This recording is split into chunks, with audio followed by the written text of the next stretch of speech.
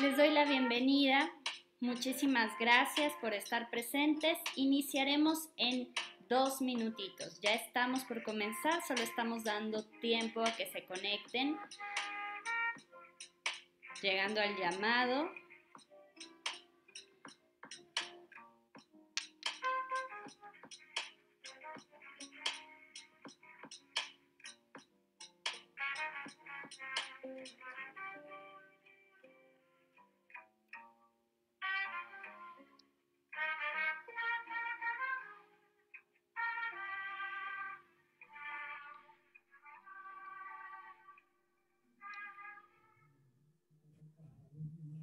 Hola, hola. Hola, hola, Perlita. Bienvenida. Gracias. Dame un segundito y dejo de compartir. Y bueno, les damos un minutito más para ver quién más se conecta y comienzo la grabación también para el podcast, abriendo ya la sesión. Déjame quito mi anclaje.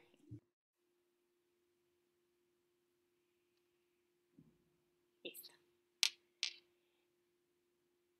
Y montas.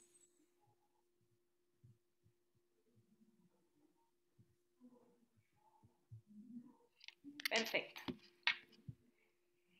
Pues muchas gracias, bienvenidos, bienvenidas a esta reunión de mujeres, Círculo Femenino, Luz de Luna. Y digo bienvenidos porque por ahí veo un chico, digo, no estamos peleados con su presencia, pero bueno, pues la idea es que el día de hoy tengamos una charla entre mujeres y el tema que vamos a tratar surgió debido a una situación en la que me vi cercana, que me vi tocada y también me vi en la necesidad de entender por qué había sido tocada por esa situación, ¿no?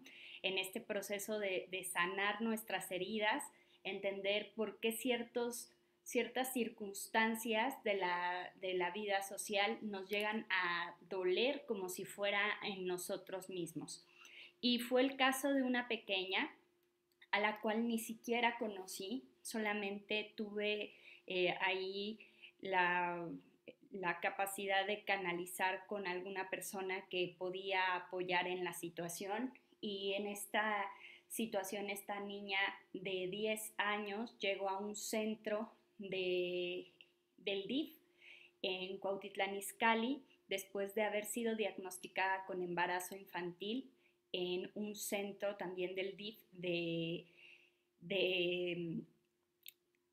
Cuautitlán, México. Esto es en el Estado de México. Aquí, para quien no conoce, aquí en México, pues esto es muy cercano a la Ciudad de México. No estamos hablando de áreas excluidas de la sociedad, ni tampoco en un estrato social tan bajo, aunque sí hay un porcentaje de casos de pobreza en estos municipios. No son los más pobres de esta ciudad, y aún así pensando, ¿no? que tal vez estos casos solamente ocurren en las sierras, en la selva, en el bosque, en lugares apartados, darnos cuenta que en lugares tan cercanos a áreas conurbadas se sigue dando este tipo de situaciones en silencio. Por ahí mi amiga Ana Romero, que ya una vez nos apoyó con una entrevista, me proporcionó el dato desde su WhatsApp. México es el lugar número 1 en abuso infantil.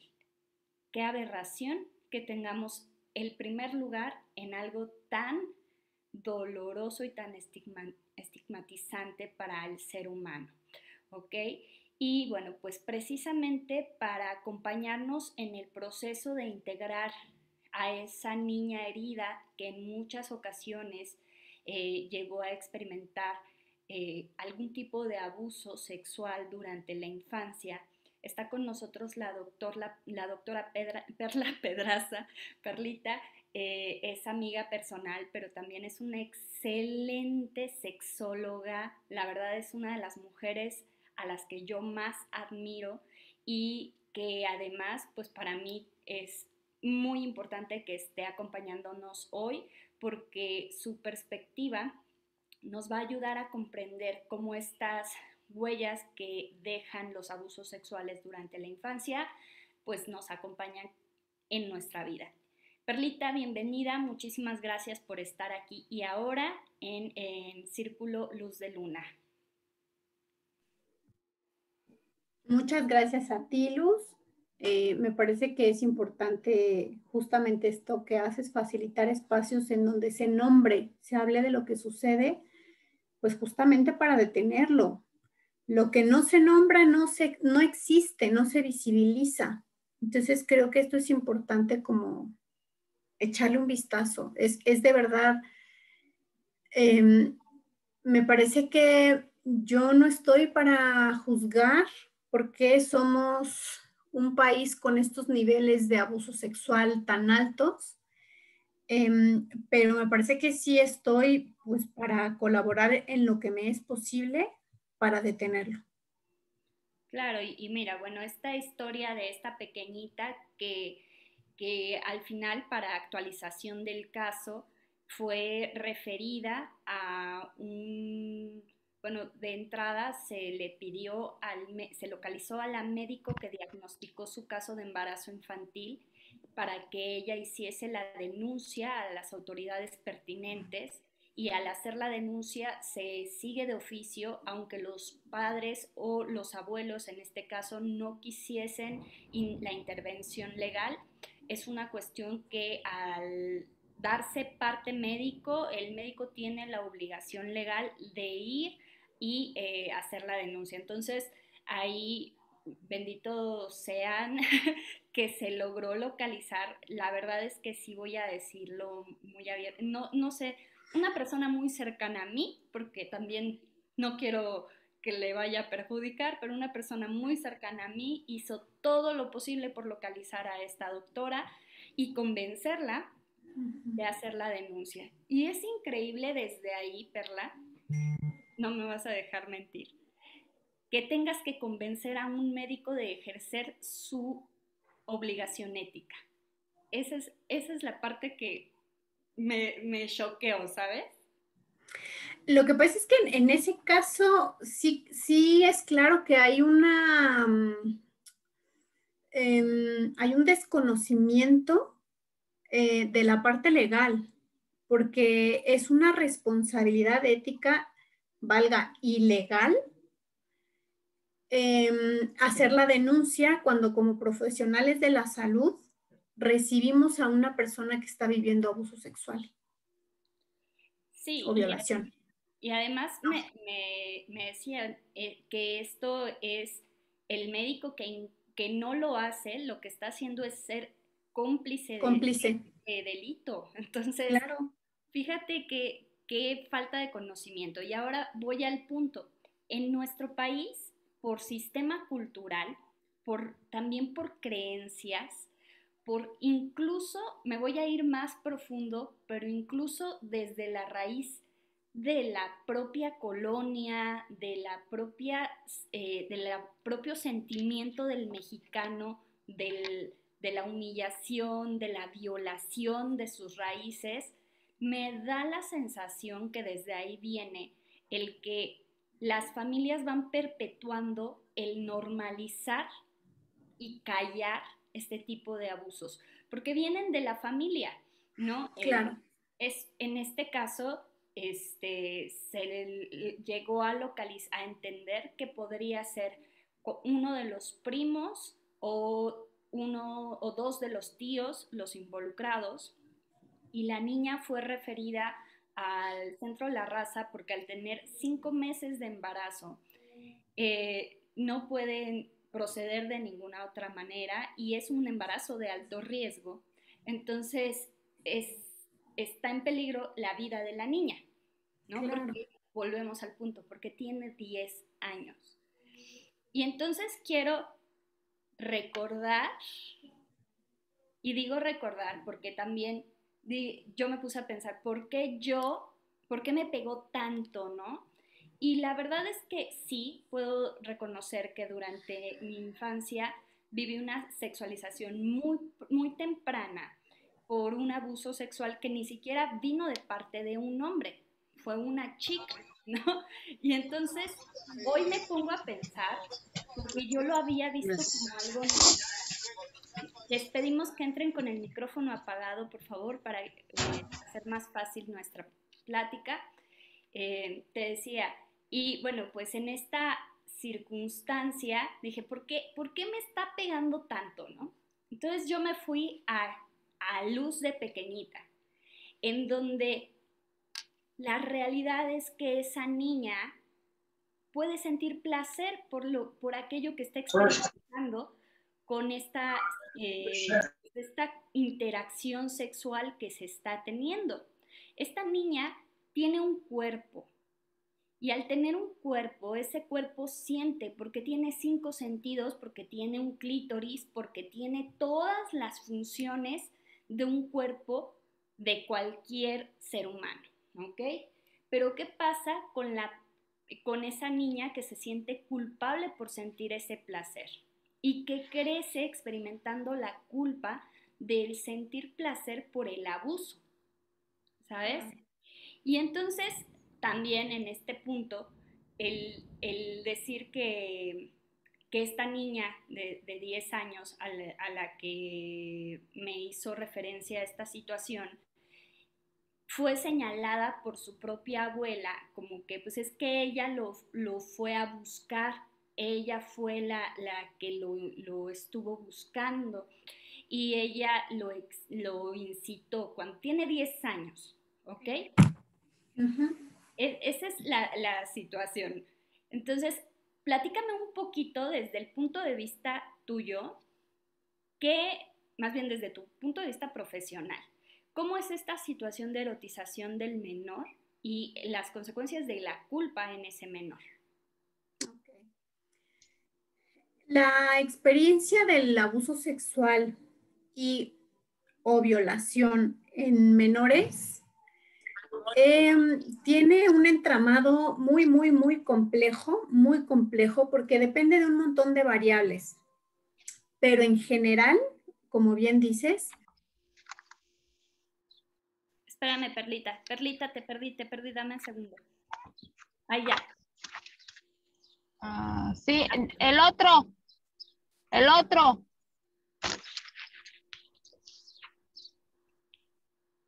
Es que quise apagar la cámara, silenciar a otros participantes y te silencié a ti. Perdóname. Ajá, continúa, Perlita. entonces, pues como les decía, es como muy compleja la experiencia del abuso o violación. Lo primero que hay que tomar en cuenta es que sí, incluso más del 80% de los casos de abuso sexual o violación a menores ocurren dentro del espacio familiar.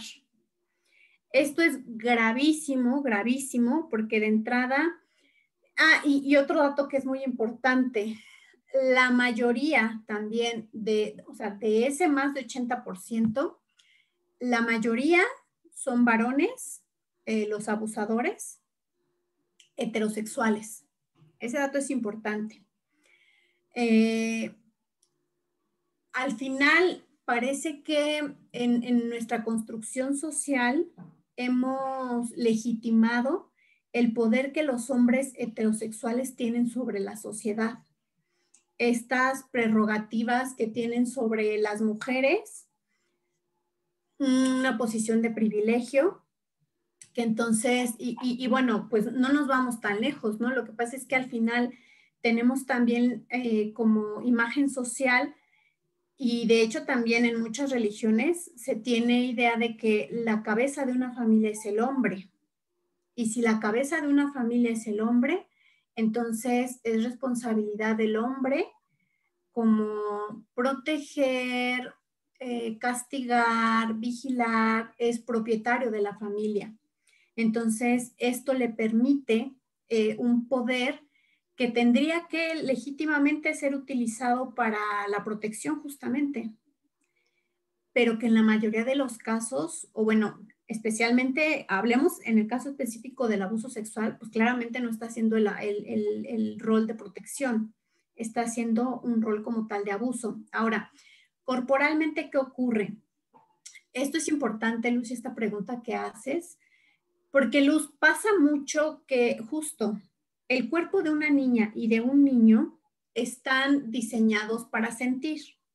Eso es completamente natural, es el proceso corporal. Sin embargo, cuando somos tocadas o tocados por un adulto, el adulto está transgrediendo, lo voy a poner un poquito en otras palabras para ir como explicándome desde otro lugar. Las niñas y los niños viven una sexualidad, no son seres asexuales, sí viven una sexualidad. Sin embargo, esta sexualidad es absolutamente distinta de la sexualidad de las personas adultas. ¿A qué voy?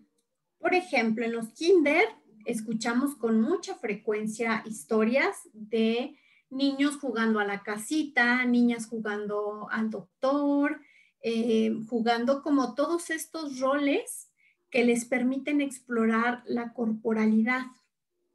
Y entonces van y pues claro, pues si yo soy el doctor, déjame ver a mi amiguita qué tiene, ¿no? O si yo soy la doctora, pues yo reviso qué tiene la otra o el otro, ¿no? Entonces, todos estos juegos son perfectamente naturales en ellos. Estos tocamientos, incluso alrededor, por ejemplo, de los 2, 3 añitos, la mayoría de niños y niñas empiezan a explorar sus órganos sexuales y todo su cuerpo. Esto es importante porque ellos no tienen esta centralización en órganos sexuales. Los tocan y por descubrimiento dicen, ¡zas! Aquí se siente bien. Pero lo mismito que pueden tocar de pronto aquí, hacerse piojito, y, ay, eso también se siente bien. O sea, ellos empiezan a descubrir, están en esta exploración de las funcionalidades y las sensaciones, sobre todo corporales.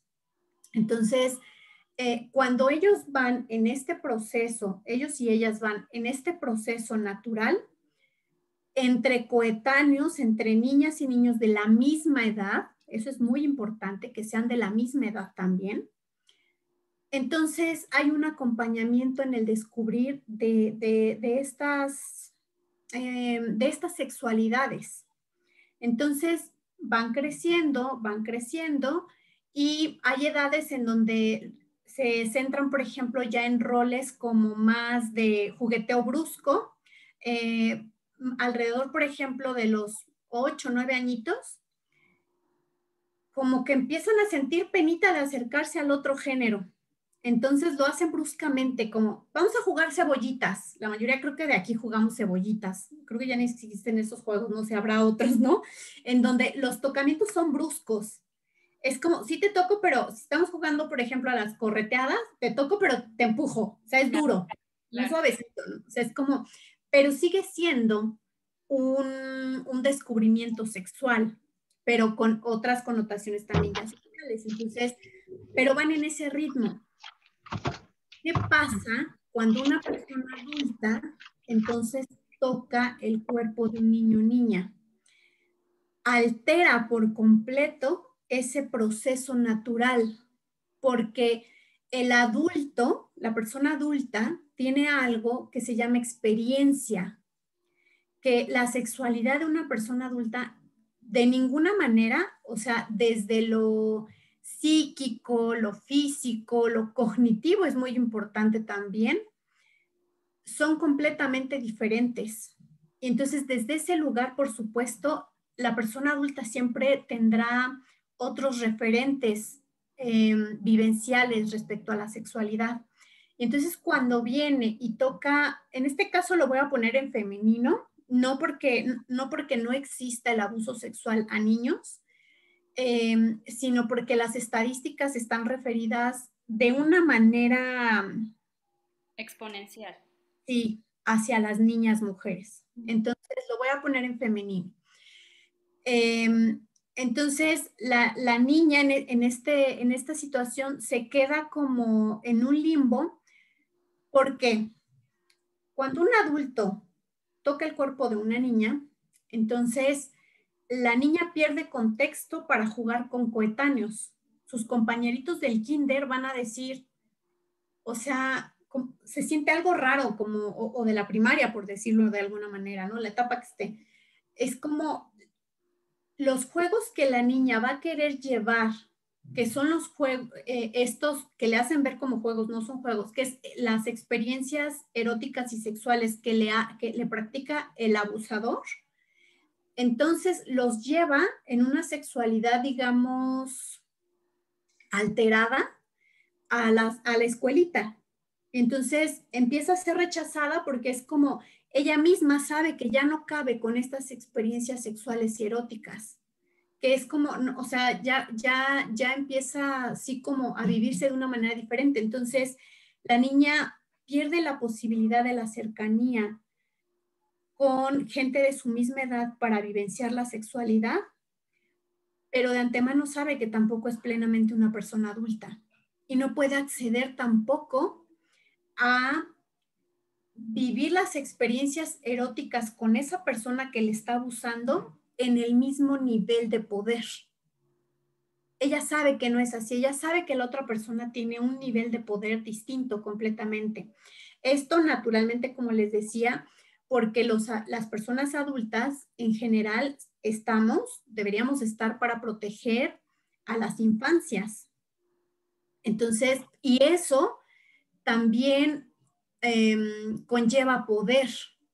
Al final, yo tengo que tener un poco de poder para poder corregir, valga, a un pequeñito, a una pequeñita, y decir, esto que estás haciendo no se hace así, o esto que estás haciendo es mejor hacerlo de esta otra forma, etcétera, o esto que estás haciendo implica una consecuencia, etcétera. Para hacer eso, que es la crianza y la educación, se requiere de una dosis de poder por parte del adulto natural y sana. El problema es que cuando las personas adultas utilizan ese poder para servirse del cuerpo de una niña, entonces en lugar de protegerla naturalmente están destruyendo su sexualidad, su psique, etcétera.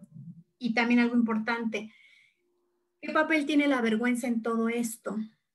Por desgracia, en la mayoría de personas que llegan a consulta en la edad adulta, adolescente, etcétera, las niñas que viven abuso sexual o violación y niños son también quienes portan la culpa porque generalmente el abusador les hace sentir vergüenza, es decir, porque todos los procesos de abuso sexual y violación, o la mayoría por lo menos, la gran mayoría, se dan en forma de proceso.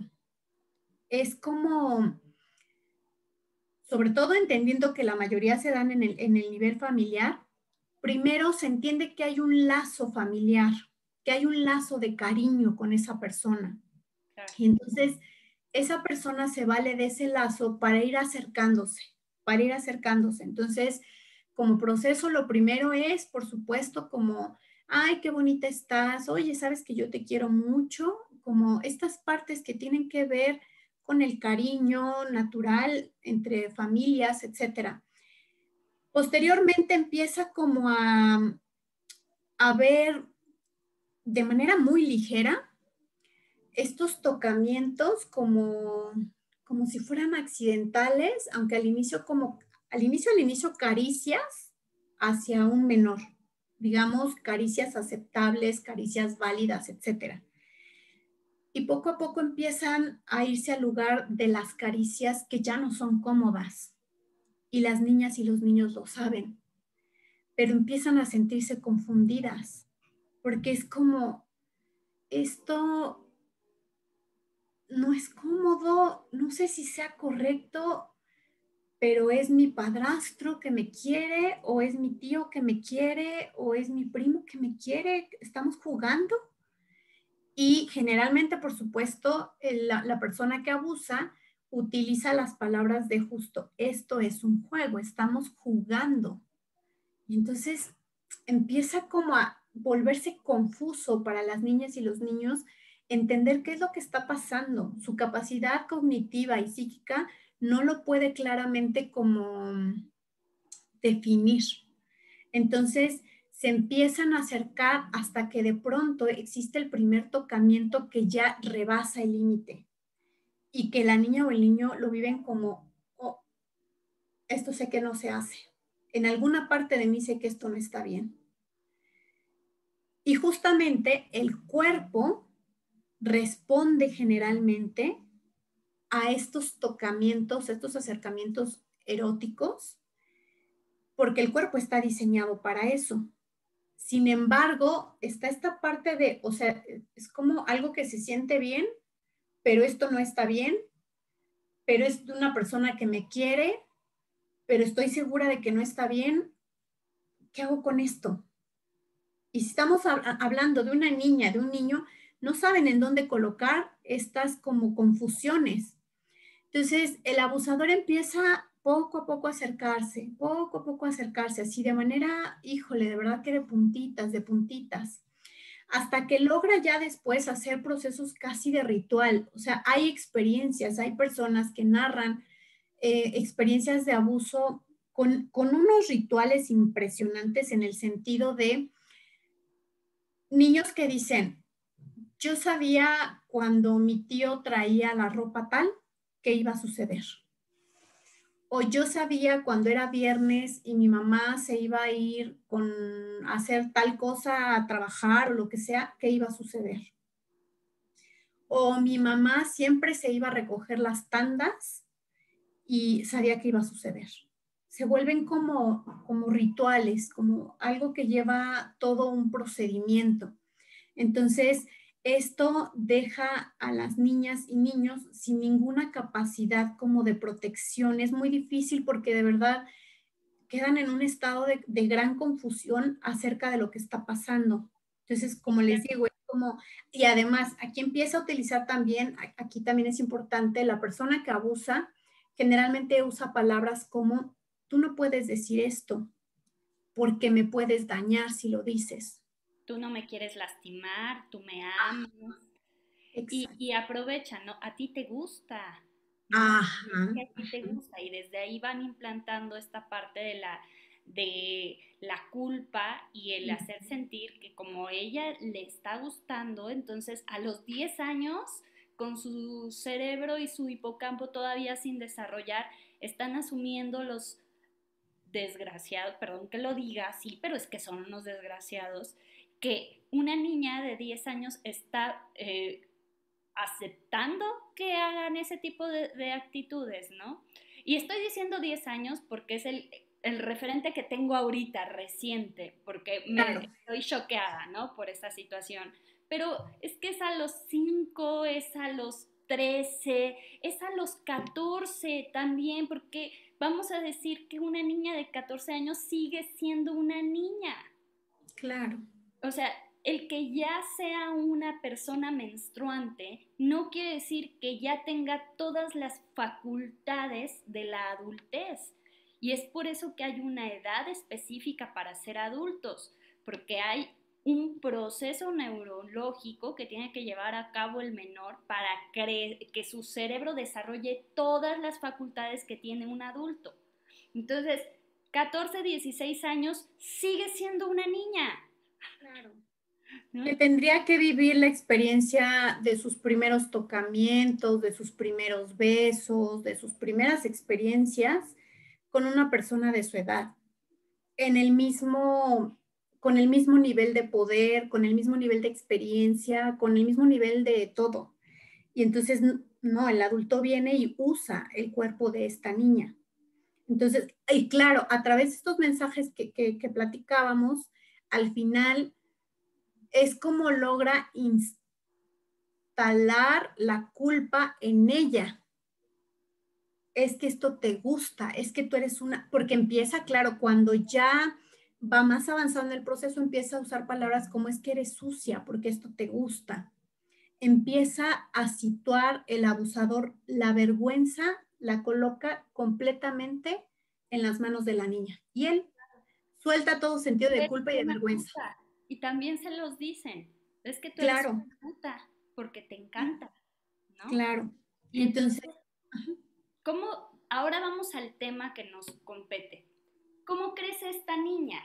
Esta niña que fue herida de esta manera, que hay una forma de entender su sexualidad que ya está siendo alterada al proceso normal de cualquier menor. ¿Cómo es que esta niña va creciendo y cómo se convierte en la mujer adulta que hoy permite este tipo de abusos? Porque ese es mi punto, ¿no? O sea, como ya lo viviste en el pasado y ahora tú perpetúas esta situación de violencia permitiendo que siga ocurriendo en tu sobrina, en tu nieta, en ti misma, vaya, vamos a ese punto. aquí es muy importante diferenciar nada más. Bueno, y lo primero que quiero decir antes de esto es, no existen casos o síntomas únicos, síntomas que sean siempre, siempre, siempre, siempre en todas las personas, ¿no? Existen, claro, desde los estudios, pautas que se van mirando, conductas que se observan en diferentes mujeres después de la vivencia del abuso o la violación, y en hombres también. Y aquí solamente sí hay que distinguir entre dos posibilidades, porque existen dos perfiles básicamente del abusador o la abusadora. Uno de los perfiles es la persona que adora a los niños, o sea, tiene ángel con los niños y niñas, o sea, es como el tío tan cariñoso, es un hombre, es más como casi afeminado, como tan tierno, se percibe así, como con mucha ternura, sí, con unas características muy suaves. Ese es un perfil del abusador. Y otro perfil es sí, este hombre empoderado, este hombre violento, que básicamente toma por la fuerza. Incluso la mayoría de ellos se brincan todos este proceso de te toco primero con cariño y tal, llegan directamente a la agresión, a la violencia, a tomar por la fuerza. Entonces, ¿por qué es importante diferenciarlo? Porque en general para las mujeres las consecuencias psicológicas son distintas dependiendo del abusador. Para el tipo de abusador que es violento, que es agresivo, generalmente en la niña queda la vivencia de soy un objeto, fui tratada como un objeto en mi sexualidad. Entonces, soy un objeto, no merezco. Solo obtuve o conocí el mundo de la sexualidad como una agresión. Entonces, van iniciando con conductas que son autocastigadoras, son lacerantes para sí mismas, desconfían en general de los hombres, sin embargo, se relacionan con ellos de manera compulsiva a través de la sexualidad, repito, como una forma igual de castigarse, de vivir de manera violenta la sexualidad. En general, ese es como el panorama. Como les digo, siempre hay exclusiones y siempre hay otras posibilidades. Perdón que Y me interrumpa ahí, Perlita. En alguna ocasión leí al doctor Calixto, Eduardo Calixto, sobre que hay canales neuronales que se crean cuanto a como que relacionan sexo, violencia y este tipo de pensamiento, y entonces es como que se crea un caminito instantáneo a nivel neuronal en el que siempre voy a reproducir la sexualidad de la misma forma. Exactamente. Sí, queda como programado el cuerpo a eso. Exacto. Y la otra es, y en realidad yo no puedo decir que una sea mejor o sea peor, creo que todas son un fastidio, todas son una situación que claramente debería de erradicarse. Pero el otro tipo, el tipo pasivo, el tipo cariñoso, etcétera, porque aquí además hay todavía otra gran diferenciación, porque hay un tipo que empieza en esta forma cariñosa, tierna, etcétera, y cuando ya empieza a tocar a la niña, se convierte en una persona lacerante, castigadora, esta parte de sí, tú eres la puta, y todas estas partes que terminan como con agresiones, ¿no? Y que el final es muy parecido a las personas que fueron violentadas desde la parte inicial, aunque con el agregado de la desconfianza, porque queda como una sensación más de, o sea, cuando viene una persona agresiva, un agresor con el carácter fuerte, arrebatado, etcétera, pues de entrada ya sabes qué es, ¿no? Pero con el otro tipo es como siempre queda una sensación de, o sea, se pinta como bueno, pero en el fondo viene a dañarme. Y entonces estas niñas en el futuro en las relaciones se mantienen absolutamente desconfiadas porque nadie es, o sea, relacionan el amor, la erotización y la experiencia sexual igual con el castigo, con la violencia y la mentira. Y con la traición, además. Exactamente. Porque justo eso es lo que estaba analizando lo que dices. El primer tipo de persona que es más violento, pues sí te crea esta herida de humillación, esta herida de injusticia, pero el segundo es, súmale eso más la traición, ¿no? Exactamente, exactamente. Y luego viene la otra forma, que es como esta persona igual, ¿no? Llega como una forma cariñosa, etcétera, va apropiándose del cuerpo hasta que comete el abuso, la violación, etcétera. Pero es una persona que en general se mantiene en un estatus de amor con la niña. Y entonces es una persona que le va a decir, es que tú me tienes que proteger, tú me tienes que proteger porque si tú hablas, me vas a dañar. Y entonces hace responsable a una niña de un acto que claramente es un delito para empezar y que no está en la responsabilidad de ninguna manera de la niña siempre. Esto también sí es bien importante, súper importante. Cuando hay un abuso hacia un menor de edad, niña, niño, etcétera, la responsabilidad siempre es del adulto. No existe otra modalidad, no existe otra forma. Nunca hay por qué mirarlo desde ahí. Y acá voy, por ejemplo, a esta parte que, bueno, ahorita voy a decir por qué esta parte de la responsabilidad, pero vamos a terminar con esta parte de, acá entonces entran a algo que en psicoterapia le llamamos el hechizo, porque es muy parecido justamente cuando una persona está hechizada. Es como, son niñas que incluso son niños para quienes los procesos legales, cuando están las denuncias, son difíciles y son complicados porque se necesita mucha pericia profesional, porque la niña o el niño siguen enamorados y siguen protegiendo a su agresor. Entonces, ese tipo incluso hay muchas personas que llegan a la vida adulta, muchas mujeres que llegan a la vida adulta y aún les cuesta trabajo como hacer darse cuenta de que eso es un abuso, de que las están violentando.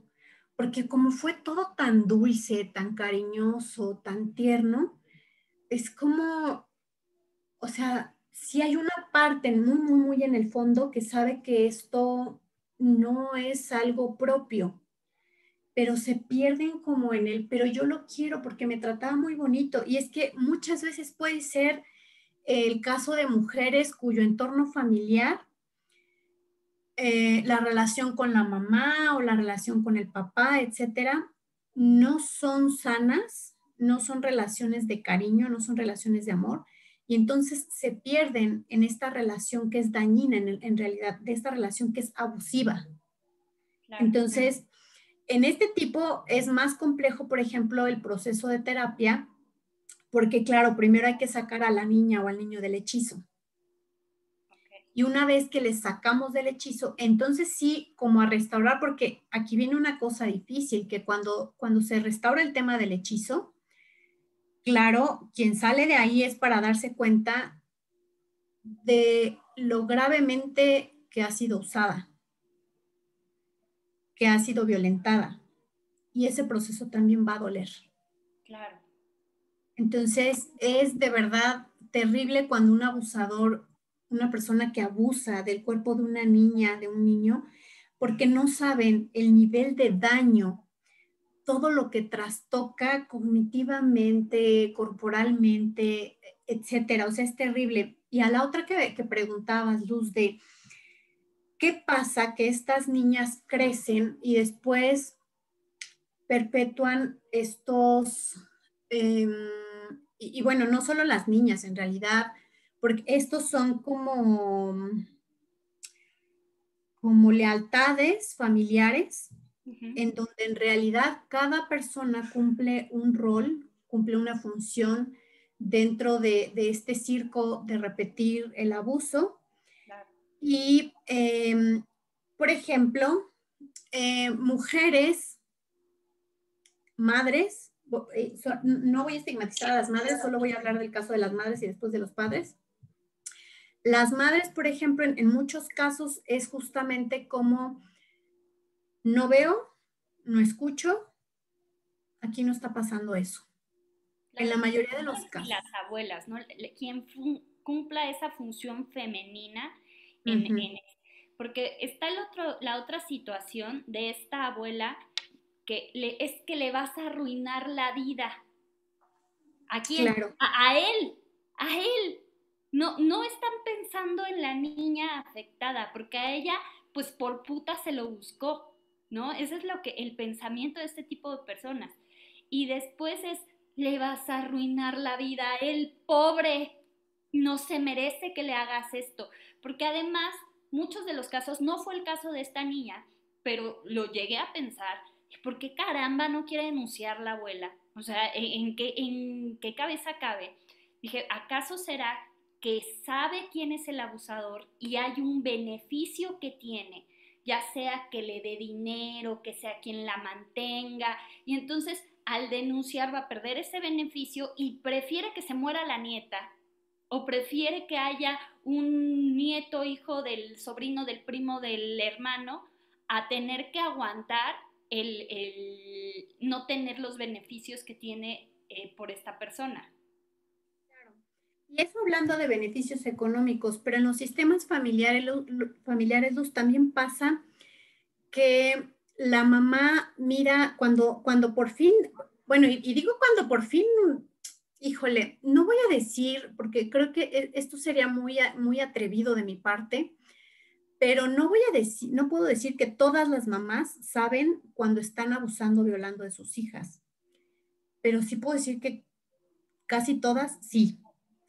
Y que cuesta trabajo eh, querer mirar, pasa, valga la comparación, un poco como cuando la pareja es infiel. En realidad lo sabes, pero en una parte de ti, inconsciente o consciente, no quieres saber. Entonces, pasa lo mismo acá. Muchas veces porque sabes que saber implica un movimiento, a veces, porque a veces saber no implica ningún movimiento, por desgracia. Entonces, pero estas mamás sí de pronto cuando saben, Entonces es como, híjole, no, pero es que si yo hablo, voy a romper con la familia, yo no puedo hacerle esto a la familia. Entonces, creo que al final avientan a la hija como salvadora de la relación familiar. Es que mi mamá está bien enferma y si se entera que su hijo lo metía a la cárcel, la voy a matar. Sí, son muchas cosas Sí. de... Ujú. Y entonces estas niñas tienen un doble rol en el sistema familiar, en donde uno de sus roles es el privilegio de ser la salvadora de la familia. Y otro de sus roles, claro, es ser la persona abusada, ser la persona violentada de la familia. Entonces, desde ese lugar y desde estos dos roles, a veces es como muchas, no solo mamás, tías, tíos, personas, etcétera, hacen este pacto de silencio para preservar la familia, para no destruir la familia, porque la familia es lo más importante. Entonces, también, y no es de verdad que lo estén diciendo de una manera que ni se la creen, es que sí se la creen que se vale porque además tenemos estos ancestrales heredados, pensamientos, creencias de la familia es lo que te hace valer socialmente. Y qué feo se va a ver que en el apellido familiar se manche el nombre con un tema tan delicado como un abuso sexual o una violación. Alguna vez una colega que estaba haciendo revisión de caso conmigo, me traía el caso de una niña que estaba viviendo violación por parte de un tío y con toda esta modalidad de toda la familia, incluida la mamá, el papá, toda la familia, habían elegido estigmatizar a la niña justamente como la puta que estaba provocando al pobre tío. O sea, el pobre tío de 30 añitos que no sabía qué hacer con esa trepadora lagartona ya, porque iba y se le metía a su casa. Y él pues no sabía qué hacer y entonces pues ni modo, ¿no? Tenía relaciones sexuales con la niña. Entonces dices, ¿qué es esto? Y explorando un poco en la vida de la mamá también había vivido violación por parte de un tío. Cuando ella lo abre, la mamá decide hacer la denuncia y entonces, tras la denuncia, no agarran al tío porque huye, pero al final eso para los primos y para la tía, pues la niña les destruyó la familia, ¿verdad? No el abusador, no, no, la No, niña. la niña, claro. Entonces, Es que ese es es el como, pensamiento. O sea, es la víctima la que es la responsable, ¿no? Y entonces, tanto tú te tienes que quedar callada porque no puedes hablar mal de tu tío. Cállate, niña, no digas esas cosas. De eso no se habla. ¿Qué va a decir la gente? ¿No? Y por otro lado está esta niña que explorando su sexualidad, como tú bien dices, ya fuera de tono a su edad, va y trata de recrear estos juegos sexuales con otros pequeños, ¿no? Y entonces ahí es donde se le cataloga también de puta, ¿no? ¿Por qué? Porque el cuerpo se ha estimulado y se ha hecho sentir un placer del cual se le ha privado después y entonces dice, ¿y ahora dónde lo encuentro? Porque sigue siendo un niño que no tiene esta capacidad racional de saber los límites de la sexualidad y todo lo que conlleva. Entonces, mi punto es que también una de las características que podemos ver en estas mamás que no se dan cuenta de la situación es ver qué juegos tienen sus hijos, ¿no? Cómo se están expresando a través del juego. claro, claro. Y bueno, aquí estamos hablando, Luz, porque como te decía hace un rato, no voy a estigmatizar a las mamás porque creo que cada integrante en la familia tiene una responsabilidad completamente. Cada uno, excepto por supuesto la víctima. La víctima no tiene ninguna responsabilidad. Jamás, absolutamente no. ¿Por qué no tiene ninguna responsabilidad? Sencillamente porque es responsabilidad de los adultos cuidar de los niños. Fin. Porque no importa. Si viene un familiar mío, niño o niña, en desnudez y pidiéndome que la toque o que lo toque, si yo soy la persona adulta, naturalmente lo primero que voy a hacer es taparle, abrazarle y preguntarle, ¿dónde está viviendo esto? ¿Dónde aprendió esto? Como explorar un poquito qué está pasando, mi amor, y entonces proteger a esa niña, proteger a ese niño.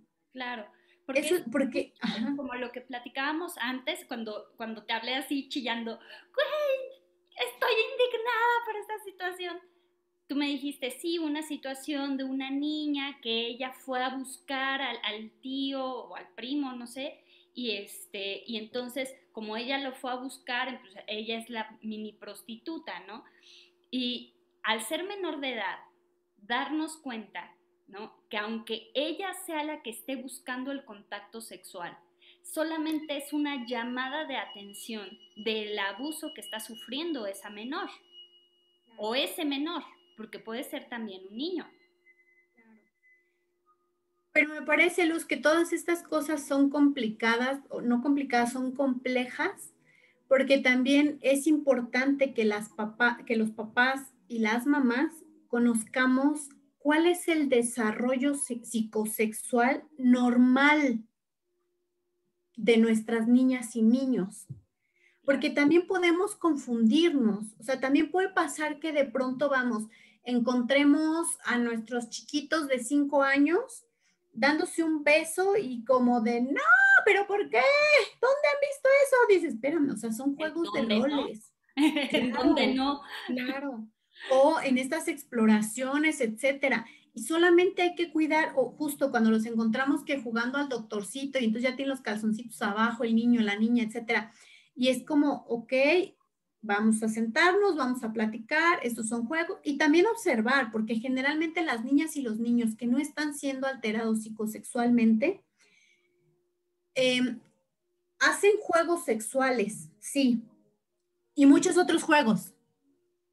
O sea, no se quedan como fijados en ese juego exclusivamente. No, es como a veces juegan a eso y a veces juegan correteadas y a veces juegan a las Barbies y a veces juegan a los carritos y a veces juegan con la plastilina y a veces juegan con el lodo y a veces regresan a lo sexual y van como saltando así en el descubrimiento, pero repito, esto también es siempre muy importante. Sí, con niñas en el mismo rango de edad.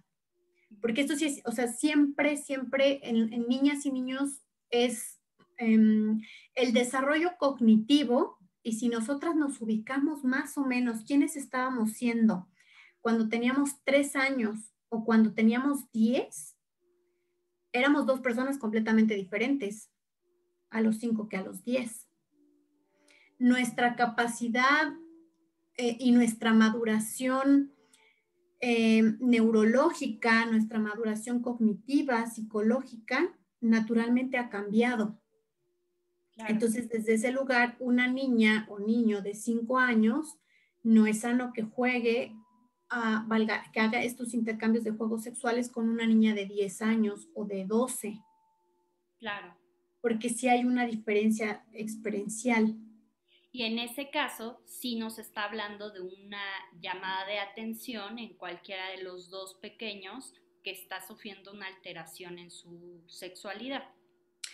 O a veces puede ser, Luz, que también quedan poco claras como las reglas del respeto. Okay. Alguna vez atendí a 2 niños, hermanitos, y el chiquito tenía 6, 7 añitos y el grande andaba por los 13. Y entonces tenían juegos sexuales, pero ya en la terapia, en el proceso terapéutico con el niño más grande, él en realidad no vivió ningún abuso sexual, ninguna violación, una alteración sexual, nada. Simplemente a él le pareció pertinente que podía jugar con su hermanito tantos años menor. a juegos sexuales. Y entonces solo fue como clarificarle, mi amor, estas son las conductas sanas, normales, sexuales para tu edad, y estas son las conductas sanas, normales para tu hermanito. Sin embargo, si tú tocas a tu hermanito, es algo que puede dañar a tu hermanito. Entonces, como en palabras, porque claro, o sea, ya la familia lo traía de, es que es un violador y dices, espérame, un niño de 13 años, calma, calma, ¿no? Aguas con las palabras. Entonces, Sí. solo vamos a ajustar y a ubicar desde qué lugar al niño se le ocurrió de divertido. Y claro, dices, pues es que ellos como hermanitos hacían juegos de muchas otras naturalezas. Y pues para él fue fácil decir, pues también la sexual. Pero no, por eso hay que hablar con los hijos, hay que explicarles qué se vale y qué no se vale en sexualidad. Ok, bueno, pues ya para cerrar, porque se nos está yendo el tiempo, no sé si alguien de los que esté en el grupo el día de hoy tenga alguna pregunta para Perla. En el chat puede hacer la pregunta que desee, si no quiere abrir el micrófono y hacerlo con su propia voz, porque este curso, esta entrevista, perdón, está siendo grabada y será subida a redes sociales. Entonces, si no quieres que aparezca tu nombre, lo que sea, pones en el chat y nosotros hacemos llegar la pregunta a Perla para que la responda. ¿Ok?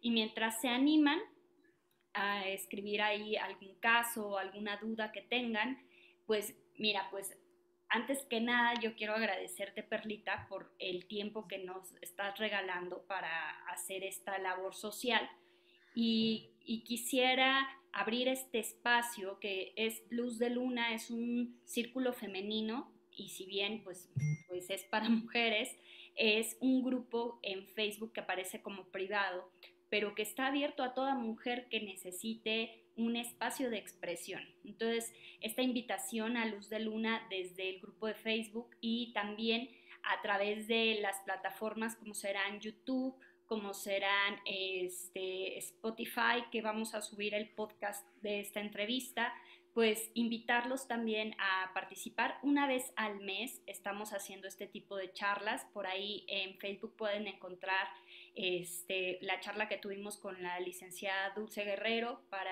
darnos un poquito de información con respecto a la violencia intrafamiliar y cómo proceder legalmente.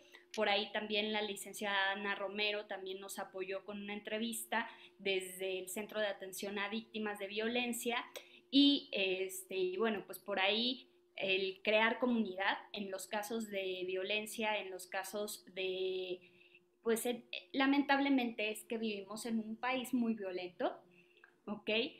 Lo que más importa son las redes de apoyo. Entonces, esperemos que esta sea una redesota, ¿no? Que ahorita que somos 100 mujeres en el grupo de WhatsApp podamos crecer a más y que seamos sostén unas de otras y que, bueno, pues todas las dudas, todo lo que necesiten ustedes saber, pues lo podamos aterrizar. Y mira, pues no hay ningún mensaje en el chat, así es que vamos a dar por terminada la entrevista. Nuevamente te agradezco, Perlita, no sé si quieres cerrar con algo. Pues primero que nada agradecerte, Luz. A mí me parece muy bello esto que haces. Crear espacios para mujeres es, sin lugar a dudas, entre mujeres de las fortalezas que tenemos. Creo que este concepto de sororidad, de nos vamos construyendo unas a otras, es lo único, no es lo único, pero es desde los lugares desde los que podemos romper justamente como las violencias del patriarcado para mujeres y para hombres, porque los hombres también son víctimas del patriarcado, también son obligados a qué tienes que sentir y qué no tienes que sentir como hombre. Entonces, creo que desde ese lugar, en estos espacios, todas y todos ganamos. Entonces, pues muchas gracias por permitirme ser parte de este espacio en este momento. Y por ahí dice una de nuestras participantes, ojalá y puedas darnos un tema de identidad infantil, cómo podemos manejar una situación en mi nieto de 4 años. Ok, En esta parte me hace falta un poquito más de información, pero trataré de contestar con esto que tengo, ¿vale? Supongo que Que se comporta. se comporta con tendencia. Ya, ok, ok. Bueno, lo primero que yo te diría es importante ir mirando con tendencia de niña, es importante ir mirando y acompañando al niño respetuosamente. A veces, y esto es muy importante, en la sociedad tenemos las conductas como especificadas para niñas y para niños de maneras muy rígidas. Y a veces las niñas y los niños vienen como con personalidades más flexibilizadas. Entonces, lo voy a poner desde este lugar. A lo mejor para un niño de pronto puede ser como muy natural jugar con una muñeca, o si ven a mami maquillarse, pues de pronto querer usar el labial, etcétera.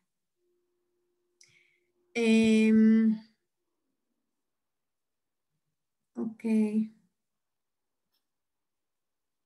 exactamente. Entonces, te digo, aquí hay que observar como un montón de variables. La primera es esa, que me parece que no hay juegos ni juguetes específicos para niñas ni para niños.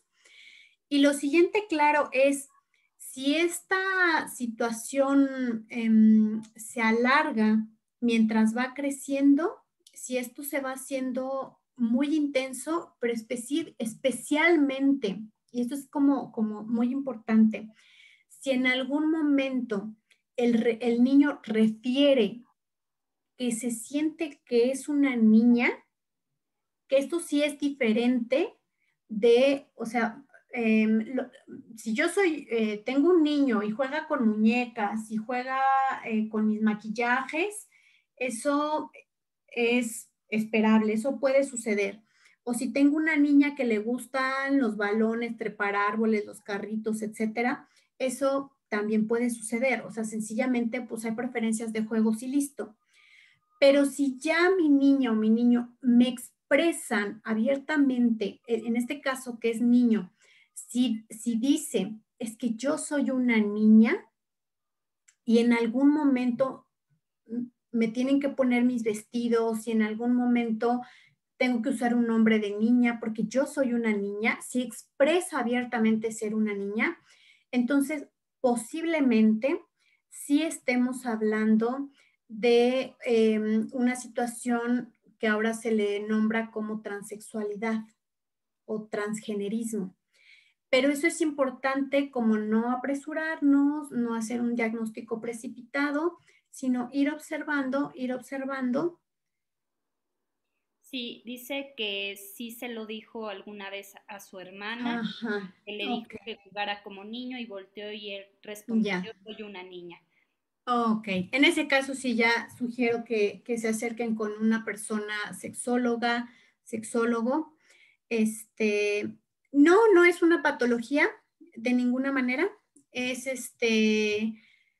así como existen personas, la mayoría pues que nacimos en un cuerpo que coincide con nuestra psique, hay niñas y hay niños que nacen en un cuerpo discordante de su género psíquico. Yo creo Entonces, que sí sería para abrir otro tema más adelante, claro, que precisamente ahí hay cuestiones neurológicas que se tendrían que explicar con respecto al transgénero, a la homosexualidad y entenderla desde otra perspectiva, no como una enfermedad, sino como, no, pues es una posibilidad, expresión de la sexualidad.